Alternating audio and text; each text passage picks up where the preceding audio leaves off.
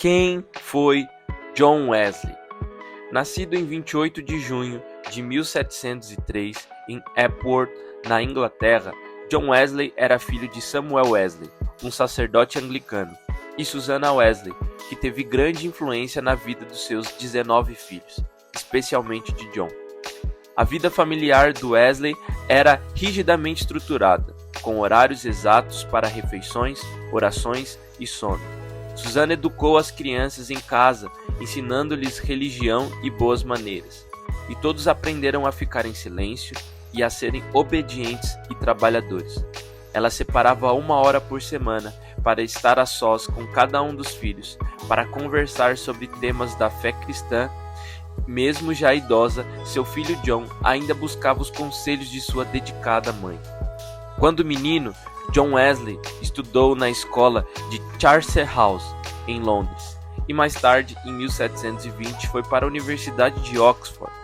Ali participou de um grupo, criado por seu irmão Charles, cujos membros fizeram votos para ter uma vida santa, tomar a ceia toda semana, orar diariamente e visitar enfermos e prisioneiros, ensinando-os a ler, pagar as suas dívidas e buscando emprego para eles. Os participantes do Clube Santo também estenderam suas atividades em pessoas pobres, distribuindo comidas, roupas, remédios, livros e também cuidando de uma escola.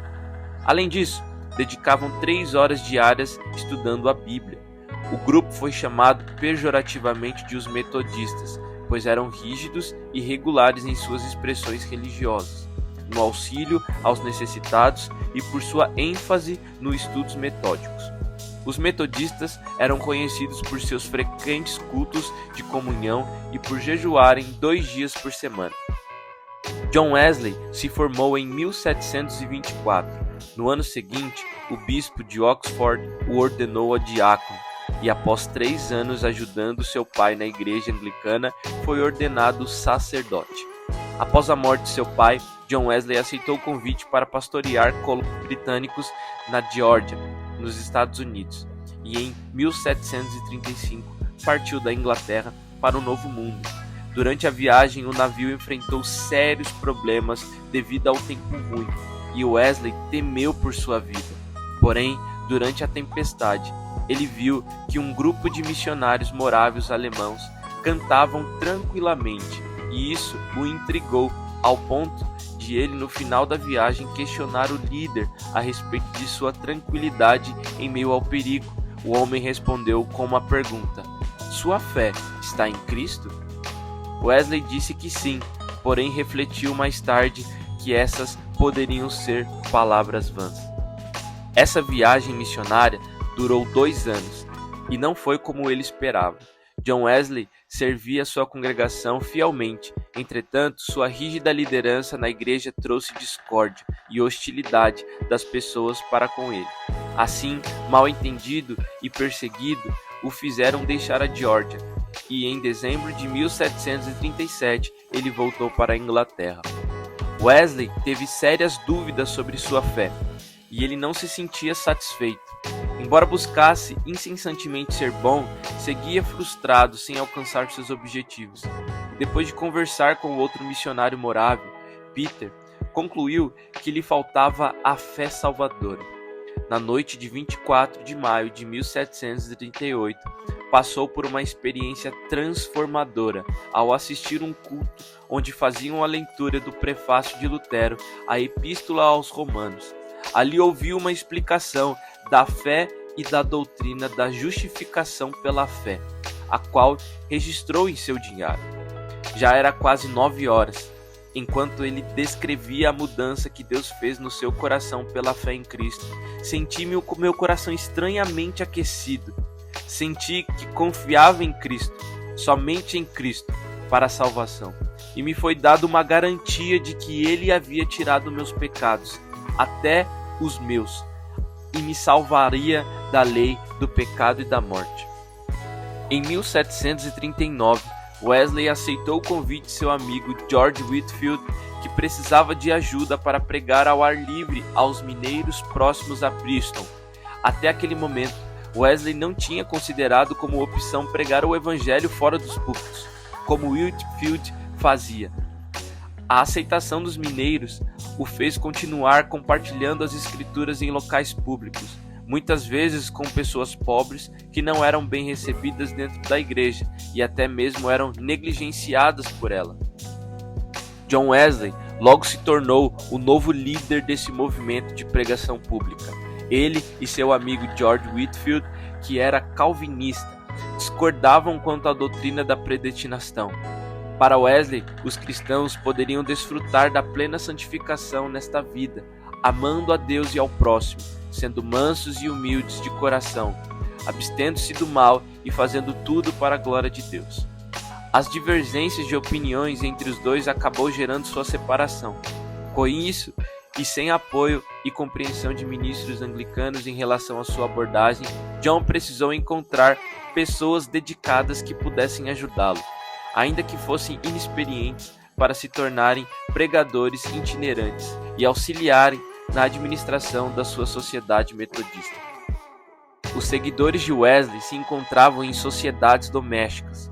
Quando essas sociedades ficaram grandes demais para os membros cuidarem um dos outros, Wesley organizou classes, cada uma com 11 membros e um líder. Eles se reuniam semanalmente para orar, ler a Bíblia, falar sobre uma vida espiritual e coletar dinheiro para a caridade. Homens e mulheres se encontravam separadamente, mas qualquer um poderia se tornar líder de classe, sempre metódico. Wesley organizou os grupos em sociedades, depois classes, conexões e circuitos, sob a direção de um superintendente. Seu irmão Charles e alguns outros ministros anglicanos se uniram a eles, mas era John que pregava a maior parte do tempo.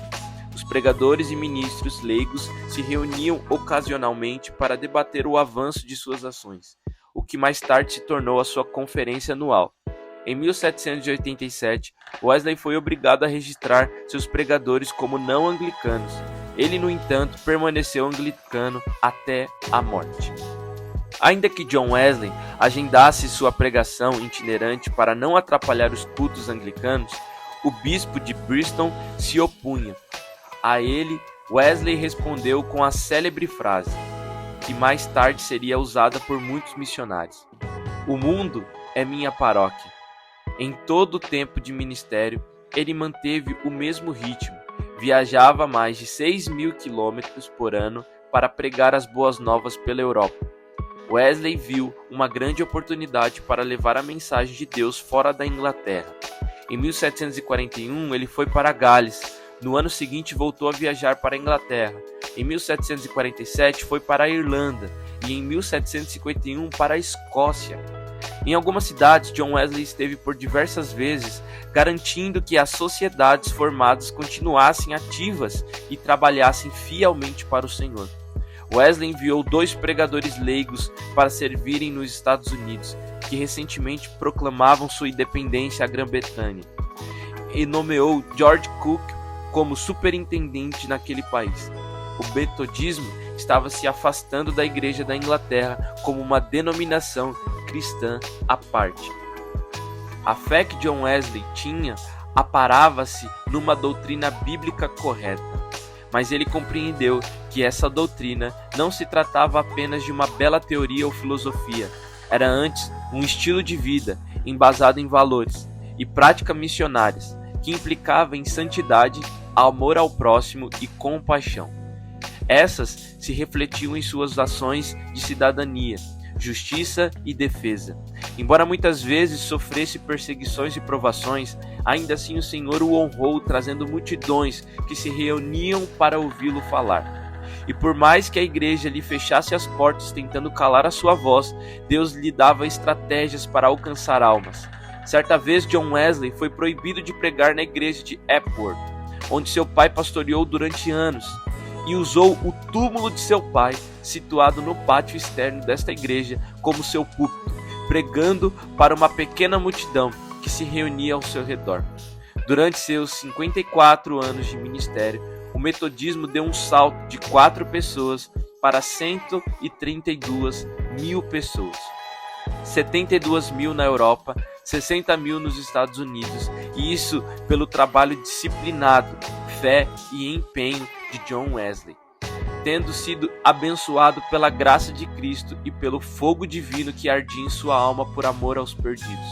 A disciplina rigorosa e a ética do trabalho impecável, incutidos por sua mãe desde cedo em sua vida, foram benéficas para Wesley como pregador, evangelista e organizador de igrejas. Seu último sermão aconteceu no dia 23 de fevereiro de 1791 e em 2 de março John Wesley descansou no Senhor. Na noite anterior, cantou louvores ao Senhor dizendo: "O melhor de tudo é que Deus está conosco."